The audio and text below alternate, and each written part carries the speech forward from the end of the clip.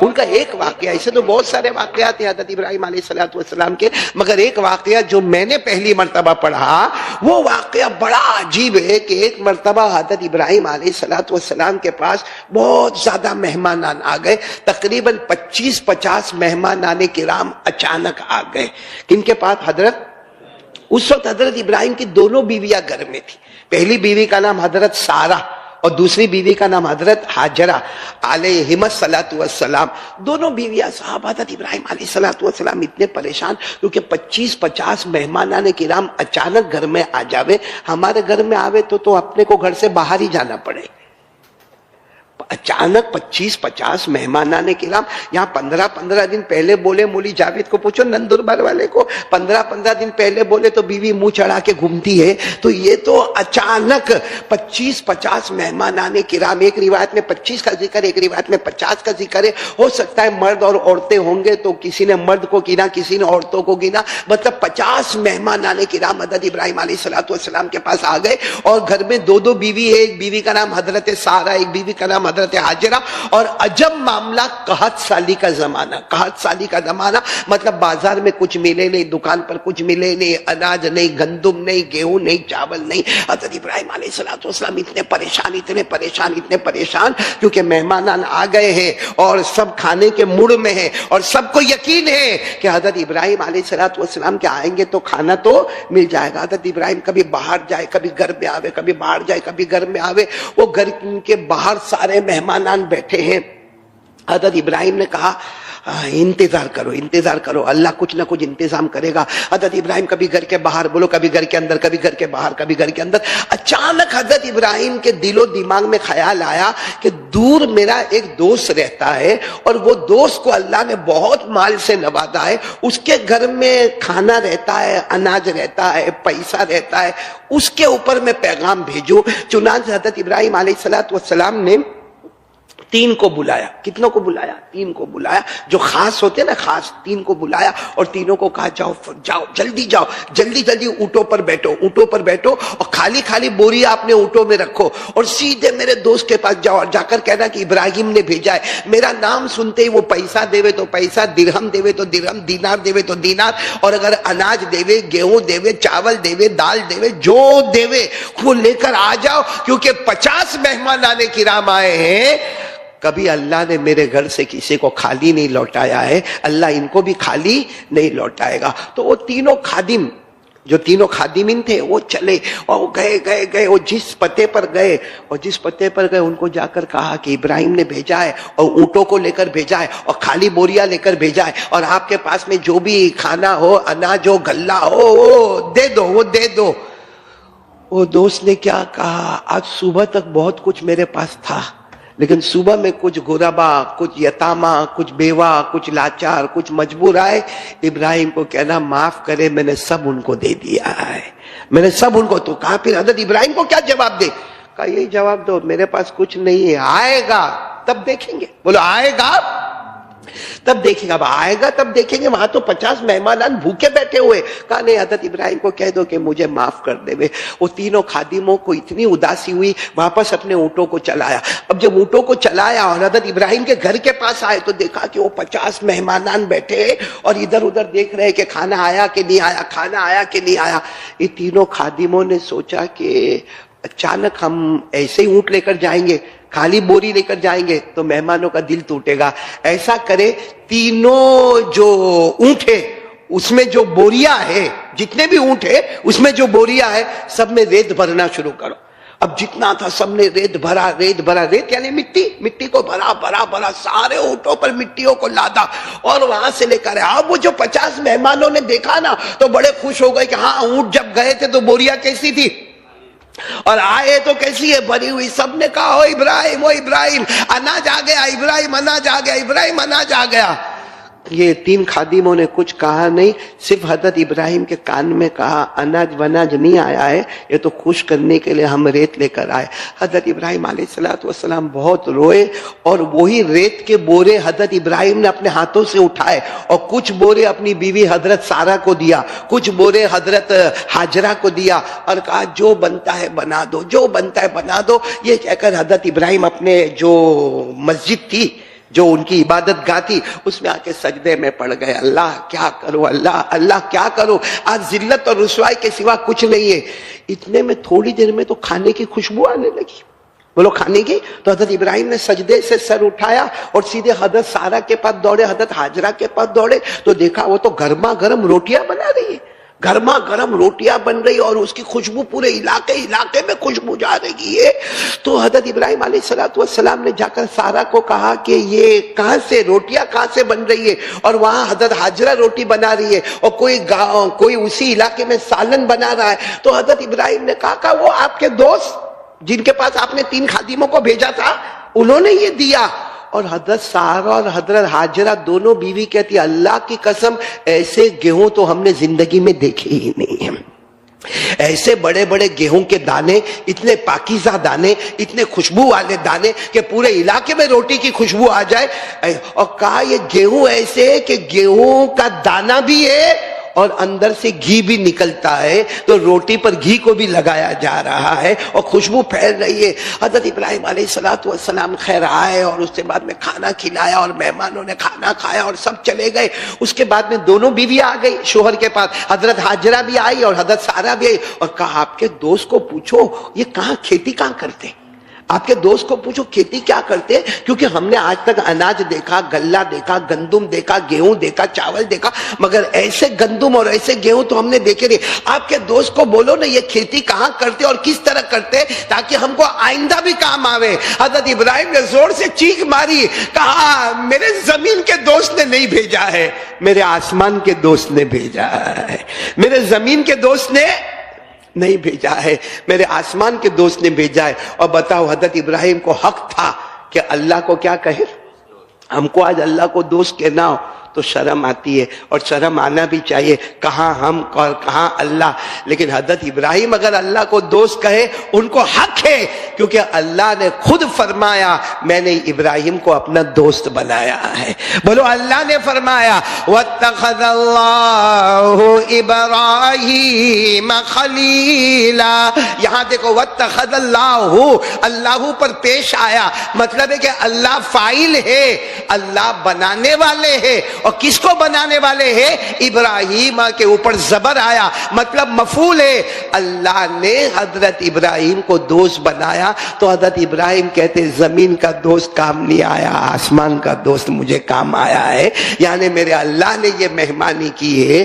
لیکن میں یہ کہہ رہا ہوں کہ اس میں حضرت ہاجرہ کا کوئی کمال، حضرت سارہ کا کوئی کمال، یا وہ 3 خادم گئے ان کا کوئی کمال. یہ کمال تھا حضرت ابراہیم کے سجدے کا کہ جو سجدے میں جا کے روئے. اللہ نے کہا دنیا کی نظر میں وہ ریت ہے، مٹی ہے، میں تھوڑی دیر میں اس کو جنت کا گندم اور جنت کا گیہوں بنا کے تیار کر دوں گا. جس گیہوں میں گیہوں بھی ہوئے، اناج بھی ہوئے، گھی بھی ہوئے. یقیناً یہ زمین کی پیداوار نہیں، یہ جنت کی پیداوار ہوتی ہے. تو میرے دوستو اس واقعے کو نقل کرنے کے بعد لکھنے والوں نے لکھا کہ حضرت ابراہیم جب اللہ سے مانگے تو ناممکن کو ممکن بنا دیا. ریت ہے، مٹی ہے، وہ چیزیں جس کو بورے میں بھر کے پھینک دیا جاتا ہے، اس کے اندر جنت کا گیہوں تیار ہوا. اللہ ہی کی ذات وہ ذات ہے جو ناممکن کو بھی ممکن بنا دیتا ہے. آپ کو معلوم ہوگا نا، آپ کو معلوم ہوگا ایک صحابی جن کا نام ہے حضرت حارثہ. کیا نام؟ حضرت حارثہ. ان کا پڑوسی، اچھا ان کے پڑوسی وہ یہودی. بولو پڑوسی یہودی. اب حضرت حارثہ کو ایک فکر، اور یہ فکر ہم کو بھی ہونا چاہیے، کیا پڑوسی کے پاس جاوے کلمہ پڑھ لینا، کلمہ پڑھ لینا، کلمہ پڑھ لینا. کیونکہ ہم کو حکم دیا گیا ہے، ہم کو ہمارے نبی کے ذریعے حکم دیا گیا ہے کہ عبادت ہوگی تو کس کی ہوگی؟ اللہ. نمازیں ہوگی، زکوٰۃ ہوگا، اور یہی صحیح دین ہے. پڑھو نا، اللہ نے فرمایا وَمَا أُمِرُوا إِلَّا لِيَعْبُدُوا اللَّهَ مُخْلِصِينَ لَهُ الدِّينَ حُنَفَاءَ وَيُقِيمُوا وَيُقِيمُوا الصَّلَاةَ وَيُؤْتُوا الزَّكَاةَ وَذَلِكَ دِينُ الْقَيِّمَ۔ اللہ تبارک و تعالیٰ فرماتے ایک اللہ کی عبادت کرنا، سیدھے راستے پر چلنا، نمازوں کو قائم کرنا، زکوٰۃ ادا کرنا، یہی شریعت مطہرہ کا حکم ہے۔ تو حضرت حارثہ جو تھے نا، حضرت حارثہ اپنے یہودی وہ جو تھے پڑوسی، کلمہ پڑھ لینا بھائی، کلمہ پڑھ لینا بھائی، کلمہ، اور وہ یہودی کہنا میرے کو کلمہ پڑھنے میں کوئی انٹرسٹ نہیں ہے اور میرے کو کوئی ارادہ بھی نہیں ہے اور مجھے محمد کے ہاتھ پر ایمان قبول کرنا بھی نہیں۔ ایک دن حضرت حارثہ کو خبر ملی، کیا خبر ملی؟ کہ یہودی کا آخری وقت ہے، یہودی کا۔ تو حضرت حارثہ گئے اور جا کر سر پہ ہاتھ رکھا، آخری وقت ہے، کلمہ پڑھ لینا، کلمہ پڑھ لینا، کلمہ۔ وہ یہودی نے کیا کہا؟ کلمہ پڑھوں گا، ایک شرط ہے۔ تم روز کہتے ہو نا کلمہ پڑھ لے، کلمہ پڑھ لے، کلمہ پڑھ لے، پڑھوں گا لیکن ایک شرط ہے۔ کہا کیا شرط ہے؟ کہا جب میں مروں تو مجھے اللہ کا دیدار نصیب ہو جائے۔ اب مرے آدمی پھر کہاں جاتا ہے؟ قبر میں جاتا ہے۔ بولو، مرے آدمی تو کہاں جاتا ہے؟ قبر میں جاتا ہے، اور قبر کے بعد پھر قیامت قائم ہوگی، اور پھر قیامت کے بعد جنت کا فیصلہ ہوگا، پھر اخیر میں اللہ کا دیدار نصیب ہوگا۔ یہ ترتیب ہے بھائی، پہلے قبر میں چلے جاؤ، قبر کے بعد پھر قیامت آئے گی، پھر حساب کتاب ہوگا، پھر جنت جہنم کا فیصلہ ہوگا۔ اچھا، جو جنت میں جائے گا اس کو کس کا دیدار ملے گا؟ اللہ کا۔ اللہ نے فرمایا وَوُجُوهٌ يَوْمَئِذٍ نَاظِرَةٌ إِلَىٰ رَبِّهَا نَاظِرَةٌ، یہ اللہ تبارک و تعالیٰ نے فرمایا۔ اچھا، کچھ ایسے بھی ہوں گے جن کو جہنم میں جائیں گے اور اللہ کا دیدار نہیں ملے گا۔ کَلَّا إِنَّهُمْ عَن رَّبِّهِمْ يَوْمَئِذٍ لَّمَحْجُوبُونَ ثُمَّ إِنَّهُمْ لَصَالُو الْجَحِيمِ۔ تو یہودی کو بھی معلوم تھا کہ ان کے قرآن میں لکھا ہوا ہے کہ اللہ کا دیدار اتنا جلدی نہیں ملتا۔ اسے یہودی نے کیا کہا معلوم؟ کلمہ پڑھوں گا لیکن وعدہ کرو مرنے کے بعد مجھے اللہ کا دیدار مل جائے۔ تو حضرت حارثہ بہت دیر تک سوچے، کہا پڑھ لے، کلمہ پڑھ لے، اللہ اپنا دیدار نصیب کر دے گا۔ بولو سبحان اللہ۔ حضرت حارثہ بھی صحابی تھے، اللہ کے ولی تھے، کہا اللہ کا دیدار مل جائے گا۔ میرے دوستو، یہودی نے کلمہ پڑھا، بولو سبحان اللہ، روح پرواز ہو گئی۔ رات کو خواب میں حضرت حارثہ نے دیکھا، اپنے پڑوسی کو دیکھا، وہ جنت میں گھوم رہا۔ تو حضرت حارثہ نے کہا دیکھ، میں نے تیرے کو وعدہ تو کیا تھا کہ اللہ کا دیدار ہوگا، لیکن میرے کو معلوم نہیں تیرے کو اللہ کا دیدار ہوا کہ نہیں ہوا۔ تو نے کلمہ پڑھ لیا، دیکھ تو جنت میں گھوم رہا۔ تو یہودی نے خواب میں کیا کہا؟ اب تو یہودی نہیں، اب تو وہ مسلمان کیا کہتا معلوم ہے؟ اللہ کا دیدار ہوا، اس کے بعد جنت میں انٹری ہوئی ہے۔ کہا کیسے دیدار ہو گیا؟ کہا جیسے تم لوگوں نے مجھے قبر میں ڈالا، فرشتے آئے میری روح کو لیے اور میری روح کو لے کر عرش پر گئے۔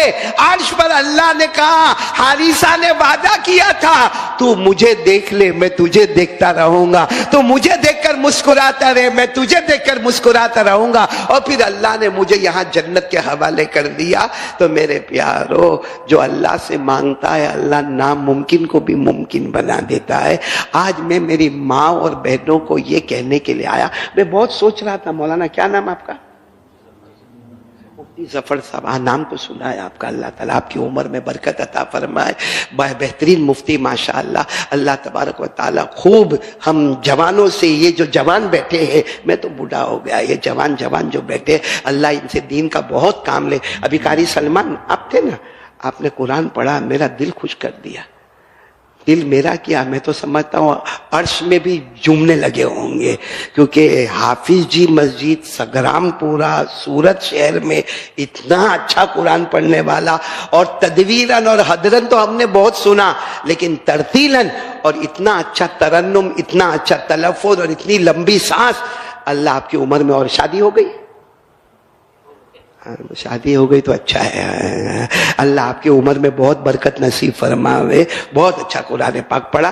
ایک قاری سلمان مصری ہے، مصر کے قاری ہے۔ میں رات کو کبھی کبھی جب بہت تھکا گھر پہ آتا ہوں، گھر پہ آتا ہوں، کیونکہ میرا تو روز گھر پہ آنے کا رات کا ٹائم 2 بجے کا، کیونکہ بیان کرنے جاتا ہوں رات کو 1 بجے 2 بجے 3 بجے آتا ہوں، اور آتا ہوں گا تو بیوی کیا کرتی ہوگی وہ تو آپ کو معلوم ہے، یوں دروازہ کھولے گی اور پوچھے گی کچھ چاہیے؟ اب اتنا غصے میں پوچھے تو کیا بولے؟ اگر پیار سے بولے کہ ہاں میری جان آپ کو کچھ چاہیے تو معاملہ الگ ہو جاتا ہے۔ ہاں ایوب برابر کے نہیں, اب سیدھا کچھ چاہیے. میں نے کہا نہیں تم سو جاؤ, تم سو جاؤ. اب پھر میرے کو نیند نہیں آوے تو میں وہ قاری سلمان کو آج کل سنتا ہوں, جو مصر کے قاری ہے, جوان ہے. اب چونکہ وہ لوگ تو داڑھی واڑی نہیں رکھتے تو وہ جوان ہے, لیکن ان کا ترنم میرے کو بہت پسند آتا ہے. آج وہ سلمان کی جگہ یہ سلمان زندہ ہو گیا. وہ قاری سلمان مصر والے کو سنتا تھا, آج میں نے ہندوستان والے کو سنا. وہی ترنم, وہی تلفظ, وہی لہجہ. اللہ تعالیٰ ان کی عمر میں برکت عطا فرماوے. میرے کو آج ہے بس تھوڑے سے وقت میں یہ کہنا ہے کہ ناممکن کو ممکن بنانے والا کون؟ اللہ. آج ہماری بہت ساری بہنیں ایک چکر میں پھنسی ہے. وہ چکر کیا ہے معلوم ہے؟ ساس بہو کا جھگڑا. اچھا اب جو میں بات کر رہا ہوں نا, یہ میری بات نہیں ہے, یہ میرے استاد محترم حضرت مفتی سعید پالن پوری نور اللہ مرقدہ کی بات کر رہا ہوں. کون؟ حضرت مفتی سعید پالن پوری نور اللہ مرقدہ, جو دارالعلوم دیوبند میں بخاری شریف پڑھاتے تھے, اور جس زمانے میں وہ ترمذی پڑھاتے تھے اس زمانے میں میں کبھی کبھی ان کے سبق میں جایا کرتا تھا. ان کی بات آپ کو سنا رہا ہوں. یعنی زبان میرے نالائق کی ہے, قاری احمد علی کی, لیکن بات اصل میں ہے بہت بڑے شیخ الحدیث, جو دارالعلوم دیوبند کے شیخ الحدیث حضرت مفتی سعید پالن پوری نور اللہ مرقدہ و مسجاؤ, وہ کہتے کہ وہ عورتیں بڑے جنجال میں ہیں, بڑے جنجال میں عورتیں. کیا جنجال رہتا ہے معلوم ہے؟ ہر گھر میں جاؤ, اللہ کی قسم 90% ہمارے گھروں میں جو جھگڑا ہے نا, ساس اور بہو. ایک عورت کا جھگڑا نمبر 1 کس کے ساتھ چلتا ہے؟ ساس. نمبر 2 شوہر. شوہر ٹائم پہ نہیں آتا ہے, رات کو بہت دیر میں آتا ہے, اور پورا ٹائم موبائل دیکھا کرتا ہے. ہاں یا نہیں؟ دیکھو کیسے مسکراتے ہو آپ لوگ, کیونکہ ہر گھر میں یہ مصیبت کھڑی ہوئی ہے. تو پہلا ساس. نہیں, ایک عورت کا پالا جو پڑتا ہے نا لڑائی جھگڑے کا, وہ پہلا پالا کس سے پڑتا ہے؟ ساس کے ساتھ. المس. دوسرا پالا پڑتا ہے کس کے ساتھ؟ شوہر کے ساتھ. تیسرا پالا پڑتا ہے دیورانی کے ساتھ. چوتھا پالا پڑتا ہے جیٹھانی کے ساتھ, اور پانچواں پالا پڑتا ہے پڑوسن کے ساتھ. یہ جھگڑے بہت مشہور ہے. بولو جھگڑے مشہور ہے کہ نہیں مشہور ہے؟ آپ کہیں بھی جاؤ گے تو کہیں ملے گا وہ ساس بہو میں بہت جھگڑا ہوا, کہیں ملے گا ہسبینڈ وائف میں بہت جھگڑا ہوا, اور کہا دیورانی وہ تو اتنی خطرناک, زہر سے خطرناک ہے, اور جیٹھانی وہ تو ناگن کی طرح سامنے آتی ہے, اور پڑوسن معلوم نہیں کیا کیا کرتی, وہ تو ہم بولتے نہیں ہے, باقی معلوم پڑے تو سماج میں نکلنا مشکل ہو جاوے. حضرت مفتی سعید پالن پوری نور اللہ مرقدہ, اللہ ان کو گھری کے رحمت کرے, اللہ ان کے صدقے ہماری مغفرت فرماوے. کیا سبق پڑھانا ہوتا تھا, کیا سبق کا انداز ہوتا تھا, عربی زبان کو ایسے حل کرتے تھے. انہوں نے کہا ایک عورت کو 5 جگہ پالے پڑتے, ایک اپنی ساس کے ساتھ, ایک اپنے شوہر کے ساتھ, ایک دیورانی کے ساتھ, ایک جیٹھانی کے ساتھ, ایک پڑوسن کے ساتھ. تو کرنا کیا, یہ جنجال سے نکلنا کیسے؟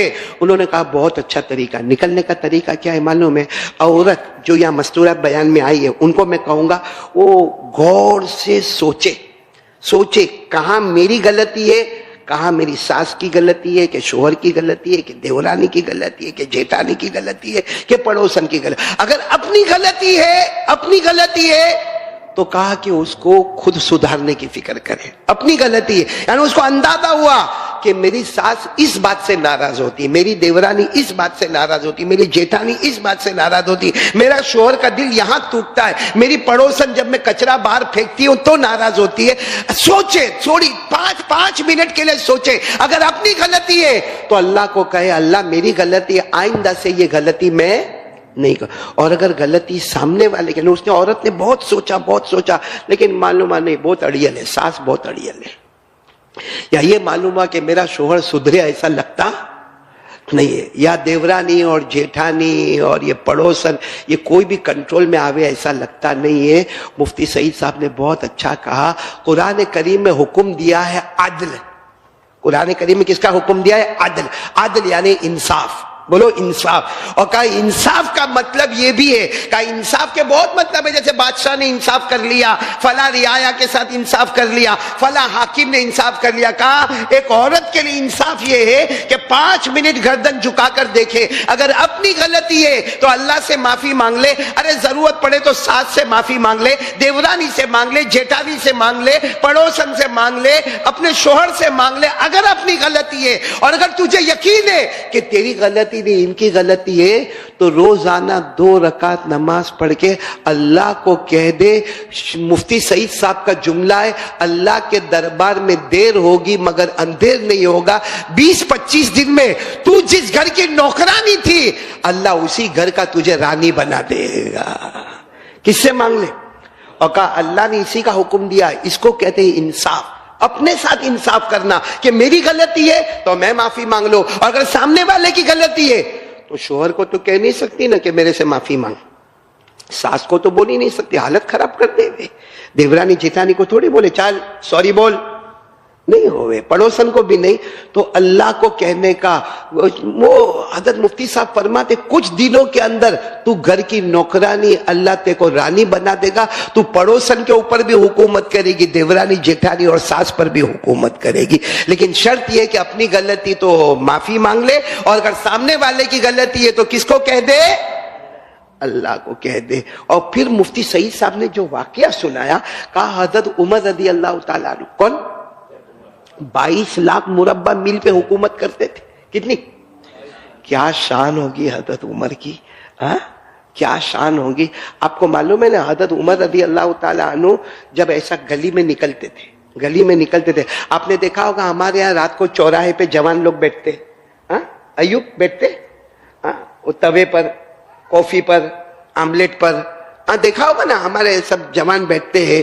اور آپ نے دیکھا ہوگا کوئی مولانا آئے اور مولانا گئے، کوئی مولانا آئے اور کوئی مولانا گئے، بلکہ کبھی کبھی میرے جیسا مولانا بھی وہاں بیٹھا ہوتا ہے تو کیا مولانا آئے اور کیا مولانا گئے.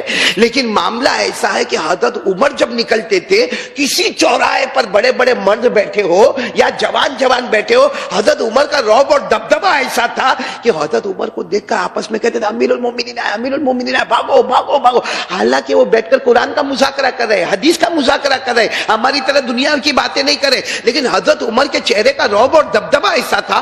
آپ کو معلوم ہے ایک مرتبہ کیا ہوا، یعنی میں حضرت عمر کا رعب اور دبدبہ بتاتا ہوں. ایک مرتبہ سب جوان جمع تھے، بولو سب جوان چوراہے پر جمع تھے. ان میں حضرت حسین بھی بیٹھے تھے، میدان کربلا میں جو شہید ہوئے. کون؟ وہ بھی بیٹھے تھے، حالانکہ عمر میں کم تھے، دوسرے سب بڑے بڑے جوان. اتنے میں حضرت عمر رضی اللہ تعالیٰ عنہ پوری شان کے ساتھ نکلے. حضرت عمر کا جو لباس تھا، جو امامہ تھا، جو پگڑی تھی، وہ پہن کر اور وہ جتنے جوانوں نے دیکھا کہ امیر المومنین عمر، امیر المومنین عمر، سب بھاگ گئے. حضرت حسین اکیلے بیٹھے رہے. بولو حضرت حسین، حالانکہ عمر میں وہ جوانوں سے. تو حضرت عمر آئے، کہا السلام علیکم. حضرت حسین نے کہا وعلیکم السلام. حضرت عمر نے کہا سب بھاگ گئے نا مجھے دیکھ کر، میرا رعب اور دبدبہ دیکھ کر. تم بیٹھے ہو، تم کو میرا رعب اور دبدبہ سمجھ میں نہیں آیا. تو حضرت حسین نے کیا کہا معلوم؟ حضرت حسین بھی حسین تھے، کربلا کے میدان میں ایسے تھوڑی شہید ہوئے. کیا جواب دیا معلوم ہے؟ وہ سب بھاگ گئے کیونکہ بے شک آپ امیر المومنین ہیں، آپ میرے بھی امیر ہیں، آپ امیر المومنین ہیں. لیکن اگر بہت غور سے دیکھا جائے تو آخر میں تو میرے نانا کے غلام ہونا ہے. اینڈ آف دا ڈے پورا مطالعہ کیا جائے تو عمر کون تھے اور کیا ہے؟ تو میرے نانا کے غلام. میرے دوستو کوئی اور بادشاہ ہوتا تو کہتا کھڑے ہو، کیا نانا کے غلام؟ ہو گیا، نانا کا زمانہ مکمل ہوا، غلامی کا زمانہ مکمل ہوا. 22 لاکھ مربع میل پر اکیلے حکومت کرتا ہوں. حضرت عمر نے کیا کیا معلوم ہے؟ کہا واپس بولو میں کون ہوں. کہا آپ میرے نانا کے غلام ہو. کہا واپس بول بیٹا میں کیا ہوں. کہا تم نانا کے غلام ہو. حضرت عمر نے اپنا امامہ اتارا، حضرت حسین کے پاؤں پر رکھا، اپنی پیشانی حضرت حسین کے گود میں رکھا. کہا بیٹا جو تو نے یہاں کہا ہے کل قیامت میں بھی ایک مرتبہ بول دینا. جو تو نے یہاں کہا ہے نا کل قیامت میں ایک مرتبہ نبی کے سامنے کہہ دینا کہ عمر آپ کا غلام ہے. کیونکہ جب آقا جنت میں جائیں گے تو غلام کو بھی جنت میں لے کر چلے جائیں گے. تو میں یہ بتا رہا تھا حضرت عمر کا انصاف، حضرت عمر کا رعب دبدبہ ایسا تھا. ایک مرتبہ حضرت عمر جمعہ کا خطبہ دے رہے، بولو جمعہ کا. اور آپ نے سنا ہوگا، ہم کو تو چونکہ عربی معلوم نہیں ہے، ورنہ جمعہ کے خطبے میں اکثر امام کہتے ہیں اسمعوا واطیعوا، یعنی کیا مطلب ہوتا ہے؟ سنو اور مانو. بولو سنو. جیسے ہم نے شروع بیان میں کیا کہا، سمعنا واطعنا، سنو اور عمل کرو. تو حضرت عمر بھی آئے، جمعہ کا خطبہ، پوری مسجد گچا گچ بھری ہوئی، مسجد نبوی. حضرت عمر تلوار لے کر کھڑے اور حضرت عمر رضی اللہ تعالیٰ عنہ نے خطبے میں کہا اسمعوا، سنو میں امیر المومنین بات کر رہا ہوں. वातिओ, और मानो। मैं अमीरुल मोमिनीन बात कर रहा हूं, सुनो और अमल करो। मालूम है एक देहाती खड़े हो गए, बोलो कौन खड़े हो गए? एक देहाती खड़े हो गए, कहा ला नस्मा वला नुती, सुनेंगे भी नहीं और मानेंगे भी नहीं। आज इमाम को कोई बोले तो, मेरे को कोई मस्जिद वाला जुमा का खुतबा पढ़ाने बोले और मैं खुतबे में बोलूं या मैं बयान में बोलूं कि भाई सुनो और मानो, कोई खड़े होकर बोले ए कारी साहब तेरी सुनेंगे भी नहीं मानेंगे भी नहीं, कारी साहब सोचेगा मेरे मुरीदीन का इधर लो तो इसको गली में लो। देखो तो कितना होशियारी करता है। अब हजरत उमर जैसे उमर खुतबे में कह रहे सुनो और मानो, और एक देहाती खड़े होकर बोले ओ उमर अमीरुल मोमिनीन, सुनने का भी नहीं मानने का भी नहीं। तो हजरत उमर ने ये नहीं कहा कि निकल जाओ, कहा क्यों क्यों नहीं सुनने का, क्यों? कहा कल चादर तकसीम हुई है बैतुल माल से, कल चादर तकसीम हुई है। हाँ हुई है, सारे गरीबों को मिली है और सारे जिम्मेदारों को मिली है, क्योंकि वो आई थी चादर गरीबों के लिए और जिम्मेदारों के लिए। तो कहा मैं गरीब हूं, मेरे को एक चादर मिली थी। हजरत उमर ने कहा बराबर है, सबको एक एक चादर मिली थी। कहा सबको एक एक मिली थी, तुम दो काय को पहने हुए हो? और हजरत उमर ने दो पहनी थी, ऊपर का भी था और नीचे का भी था, दो चादरें थी। तो कहा सबको एक मिली। जब जिम्मेदारों को और गरीबों को कायदा था कि सबको एक एक मिले, तो अमीरुल मोमिनीन को दो मिले। आप अमीरुल मोमिनीन है, इसका मतलब है कि आपको डबल, हमको सिंगल। हजरत उमर रोए, रोते रोते कहा मैं जवाब नहीं दूंगा, मेरा बेटा खड़े हो जा। उनके बेटे वहीं बैठे थे। कहा अब्दुल्ला मेरे बेटे कहाँ है? कहा खड़े हो जा। अब्दुल्ला खड़े हुए, आंखों में आंसू थे। कहा असल में एक चादर इनकी है, एक चादर मेरी है। जुमा पढ़ने आना था, अब्बा के पास कोई कपड़ा नहीं था, अब्बा के पास कोई कपड़ा नहीं था। अब्बा एक ही चादर को लेकर कभी नीचे की तरफ बांधते थे तो ऊपर का हिस्सा खुला रह जाता था, कभी ऊपर की तरफ बांधते थे तो घुटने के नीचे का हिस्सा खुला रह जाता था। अब जुमा पढ़ाना है, इमाम है, अमीरुल मोमिनीन है, 22 लाख मुरब्बा मील पर हुकूमत है। तो मैंने अब्बा की परेशानी देखा तो मैंने मेरी चादर अब्बा को दी। तो जो ऊपर का जो हिस्सा है वो उमर का अपना है और जो नीचे की चादर है वो बेटे की चादर है। जब वो देहाती ने सुना, कहा ठीक है खुतबा शुरू करो, अब सुनेंगे भी और मानेंगे भी। मेरे प्यारो, ये हजरत उमर का इंसाफ था जिसने पूरी दुनिया के भेष को बदल दिया। अब एक वाकया, वक्त है ना, एक बात और सुना दूं। हजरत उमर को जब बैतुल मुकद्दस फतह करना था, जब बात आई है ना, तो बात में हजरत उमर को क्या फतह करना? दुआ करो आज भी फतह हो जाए, दुश्मनों के कब्जे में है बैतुल मुकद्दस। हजरत उमर को क्या फतह करना है? और हजरत अबू उबैदा वहां चले गए, कई जमाने से जंग लड़ रहे बैतुल मुकद्दस वालों से, लेकिन बैतुल मुकद्दस वालों ने साफ कह दिया था, वहां के बड़े बड़े पादरियों ने कहा था अबू उबैदा लड़ते रहो, हम भी लड़ते रहेंगे, तुम लड़ते रहो, हम लड़ते रहेंगे, फैसला नहीं होने वाला है, क्योंकि हमारी आसमानी किताबों में लिखा है इसका फैसला कोई और ही करने वाला है। अबू उबैदा अगर हिम्मत हो तो मदीने से तुम्हारे अमीर को बुलाओ और उनको बुलाकर यहां फैसला करवाओ। तो हजरत अबू उबैदा ने वो जमाने में जो खत लिखना था खत लिखा, हजरत उमर को खत मिला। हजरत उमर जब जा रहे, मदीना से कहां जा रहे? बैतुल मुकद्दस, बोलो ना, मदीना से कहां जा रहे? तो ऐसा तो है नहीं कि छोटा रास्ता है, लंबा रास्ता। कहां मदीना, कहां बैतुल मुकद्दस, हजारों किलोमीटर का फासला। लेकिन हजरत उमर के पास एक ही ऊंट है, एक ऊंट एक खादिम। और हजरत उमर ने पहले ही खादिम को कह दिया इतने किलोमीटर मैं ऊंट पर बैठूंगा, तुम नीचे चलोगे, फिर तुम ऊंट पर बैठोगे तो ऊंट की रस्सी मेरे हाथ में होगी। खादिम ने कहा मंजूर है। और खाने का भी फैसला हो गया, जहां खाना मिलेगा 50% तुम्हारा खाना, 50% मेरा खाना। पानी मिलेगा तो उतना पानी तुम पियोगे, उतना पानी मैं पीऊंगा। अब ये फैसला हो गया। अच्छा, वहां बैतुल मुकद्दस के इलाके में एक शोर मचा हुआ है, उमर आ रहे, अमीरुल मोमिनीन आ रहे, 22 लाख मुरब्बा मील पर हुकूमत करने वाले आ रहे। और ऐसे नहीं आ रहे, खत भेजा गया, खत भेज के उनको बुलाया गया है और वो आने वाले हैं। अब जब बिल्कुल बैतुल मुकद्दस में दाखिल होने का वक्त आया, हजरत उमर की बारी सवार होने की खत्म हो गई। किसकी बारी आ गई? तो गुलाम को कहा बैठ जाओ। हजरत उमर ने रस्सी पकड़ ली, बोलो हजरत उमर ने रस्सी पकड़ ली। अब जब एंट्री पर आए तो दूर से शोर हो रहा था, तो गुलाम क्या कहता है मालूम? अब अच्छा नहीं लगता है, आप ऊंट पे आ जाओ। اور میں کہاں جاؤں گا؟ رسی پکڑ. تو حضرت عمر نے کہا نہیں، اپنی باری چل رہی ہے اور باری کے اعتبار سے اب میرا وقت ہے رسی پکڑنے کا اور تمہارا وقت ہے اونٹ پہ بیٹھ. کہا وہ سب بات برابر ہے، باری اپنی برابر، کھانے کی باری، پینے کی باری، سواری کی باری، مگر وہاں لوگ آپ کا استقبال کر رہے، بڑے بڑے پادری وہاں پر آئے ہیں اور معلوم نہیں جنگ ہوگی، اعلان جنگ ہوگا. حضرت ابو عبیدہ بن جرہ وہاں پہ موجود ہے، صحابہ موجود ہے. اچھا نہیں لگتا کہ امیر المومنین اونٹ کی رسی پکڑے اور میں کس کے اوپر بیٹھ جاؤں؟ حضرت عمر نے کہا میرے سے زیادہ طاقت ہے تمہارے اندر میرے سے زیادہ طاقت ہے. تو کہا نہیں. کہا میں تم سے زیادہ کمزور ہوں؟ کہا نہیں. تو جیسا ہے ویسا چلے گا، تم اونٹ پہ بیٹھے رہو گے، اونٹ کی رسی میرے ہاتھوں میں ہوگی. خیر جب بیت المقدس کے وہ جو دروازہ تھا، آج بھی وہ دروازہ موجود ہے، حضرت عمر رضی اللہ تعالیٰ عنہ جب اس کے اندر داخل ہوئے اور جو ہجوم ہوا امیر المومنین، تو وہاں کے پادری سب دوڑتے دوڑتے آئے. کہا خاموش ہو جاؤ، پہلے بتاؤ امیر المومنین کون ہے، جو اونٹ پر بیٹھا ہے یا جو رسی پکڑا ہے؟ جو اونٹ پر بیٹھا ہے یا؟ تو سب نے مل کر کہا وہ رسی پکڑنے والا امیر المومنین ہے. تو بڑے پادری نے کہا سب بیت المقدس کی چابی لاؤ اور بغیر لڑائی جھگڑے کے ان کے چابی حوالے کر دو، کیونکہ ہم نے آسمانی کتابوں میں پڑھا ہے کہ بیت المقدس کو وہ فتح کرے گا جس کا غلام اونٹ کے اوپر بیٹھا ہوگا، اور جو سیٹ ہوگا، رئیس ہوگا، اس کے ہاتھ میں اونٹ کی رسی ہوگی. یہ جس کے ہاتھ میں اونٹ کی رسی ہے وہی حقیقت میں امیر المومنین ہے، وہی بیت المقدس کا فاتح ہے. بغیر لڑائی جھگڑے کے ساری چابیاں حوالے کر دی. حضرت مفتی سعید پالنپوری نور اللہ مرقدہ یہاں کہتے ہیں کہ اگر انصاف کیا حضرت عمر نے تو بغیر لڑائی جھگڑے کے بیت المقدس پورے فلسطین کو فتح کر لیا. تو اگر آج ایک گھر کی عورت انصاف کرے تو کیا پورے گھر کو فتح نہیں کر سکتی؟ ایک ساس ہے، ایک دیورانی ہے، ایک جیٹھانی ہے، ایک پڑوسن ہے، اپنا شوہر ہے.